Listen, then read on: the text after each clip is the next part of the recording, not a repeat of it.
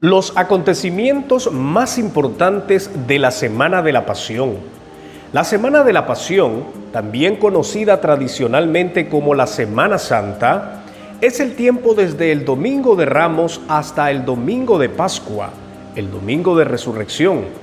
La Semana Santa comienza con la entrada triunfal del Domingo de Ramos, cuando Jesús de Nazaret entró en un asno, así como lo profetizó Zacarías. Alégrate mucho, hija de Sión, da voces de júbilo, hija de Jerusalén.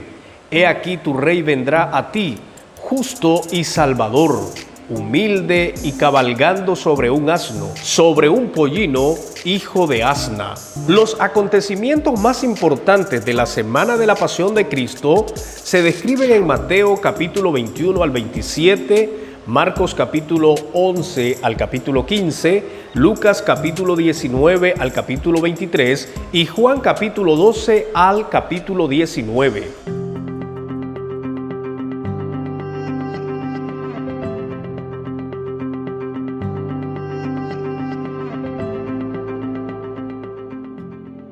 Hola, que Dios te bendiga.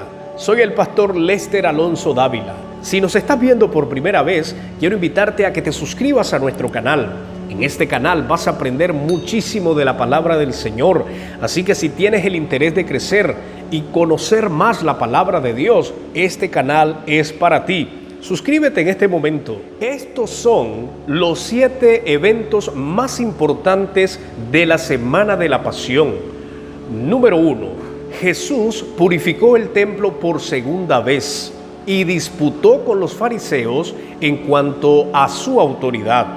La primera purificación del templo ocurrió al inicio del ministerio de Jesús, según Juan capítulo 2, del versículo 13 al 17.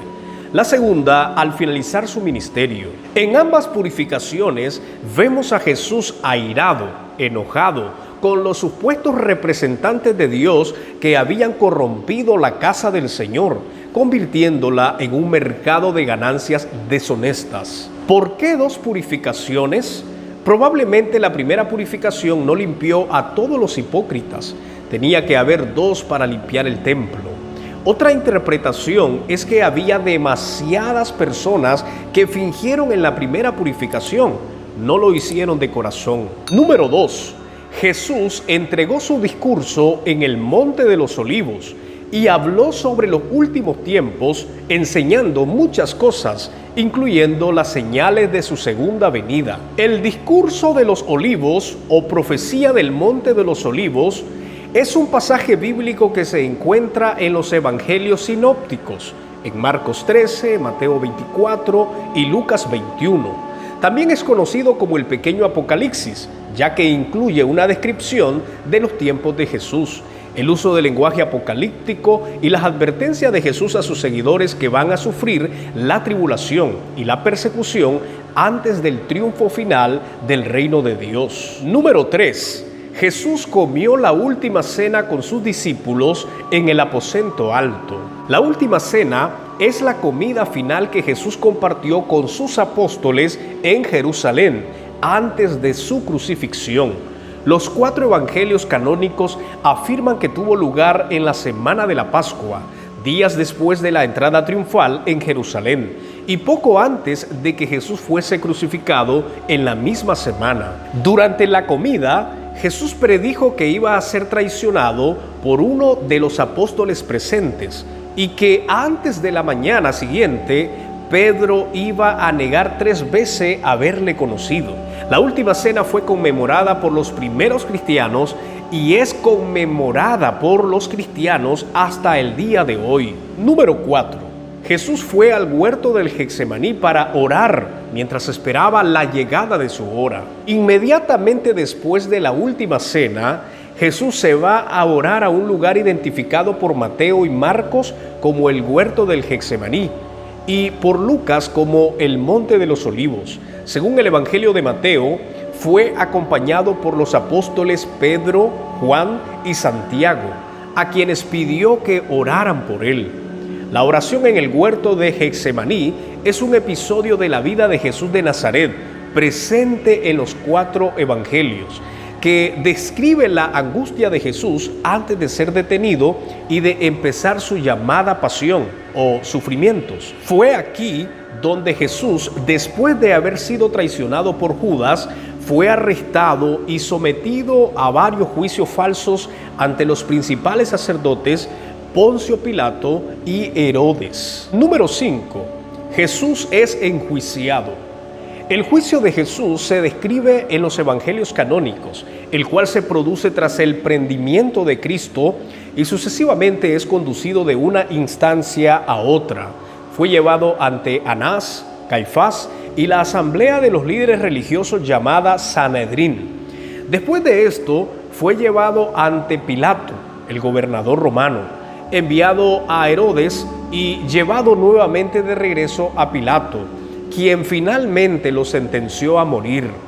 Los juicios de Jesús constaron de 6 eventos, 3 de estos en una corte religiosa y 3 ante una corte romana. Jesús fue juzgado ante Anás, el sumo sacerdote saliente, Caifás, el sumo sacerdote en función, y el Sanedrín.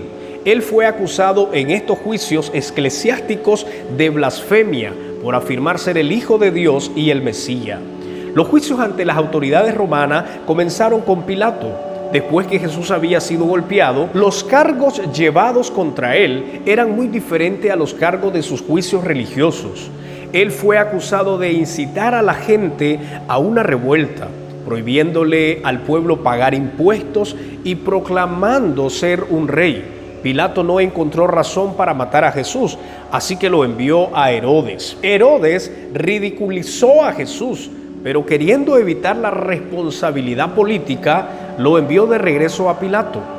Este era el último juicio, por lo que Pilato mandó azotar a Jesús, tratando de aplacar la animosidad de los judíos. En un esfuerzo final por soltar a Jesús, Pilato ofreció que el prisionero Barrabás fuera crucificado y Jesús liberado, pero fue en vano.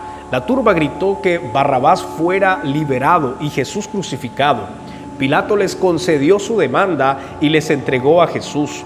Después de ser condenado, Jesús se vio obligado a llevar su propio instrumento de ejecución, la cruz, a través de las calles de Jerusalén a lo largo de lo que se conoce como la Vía Dolorosa, el camino de los dolores. Número 6. La crucifixión de Jesús.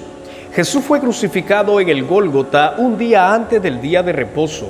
Fue sepultado y permaneció en la tumba hasta el domingo y luego resucitó gloriosamente. Todo este proceso es conocido como la Semana de la Pasión o popularmente la Semana Santa, porque en ese tiempo Jesucristo verdaderamente reveló su pasión por nosotros en lo que sufrió voluntariamente en nuestro lugar. El sufrimiento de Jesús y su muerte representan los aspectos centrales de la teología cristiana, incluyendo las doctrinas de la salvación y la expiación. Los cristianos han entendido teológicamente la muerte de Jesús en la cruz como muerte en sacrificio expiatorio. Y número 7, la resurrección de Jesús. Después de haber sido condenado a muerte y ser crucificado, Jesús fue resucitado de entre los muertos como primicia de los que durmieron, siendo exaltado como Cristo y Señor. La muerte y resurrección de Jesús constituyen los eventos más importantes y como consecuencia forman el fundamento de la fe cristiana. Su resurrección es la garantía de que todos los cristianos muertos serán resucitados en la segunda venida de Cristo. De acuerdo con el Nuevo Testamento, Jesús fue resucitado por Dios, ascendió al cielo, a la diestra de Dios, y volverá de nuevo para cumplir el resto de la profecía mesiánica, como la resurrección de los muertos, el juicio final y el establecimiento del reino de Dios. ¿Cuál debe ser nuestra actitud durante la Semana Santa? Debemos ser apasionados con nuestra adoración a Jesús. Debemos proclamar su glorioso evangelio. Los cristianos en este tiempo deberíamos aprovecharlo al máximo. hablando de todo lo ocurrido en esta semana de pasión que tuvo lugar gracias al amor de Dios hacia la humanidad. Si te gustó este video, te invito a que lo puedas compartir con tus amigos. Déjanos un fuerte like si te gustó este video. Déjanos tus comentarios. Y si no te has suscrito a nuestro canal, hazlo en este momento. Que Dios te bendiga.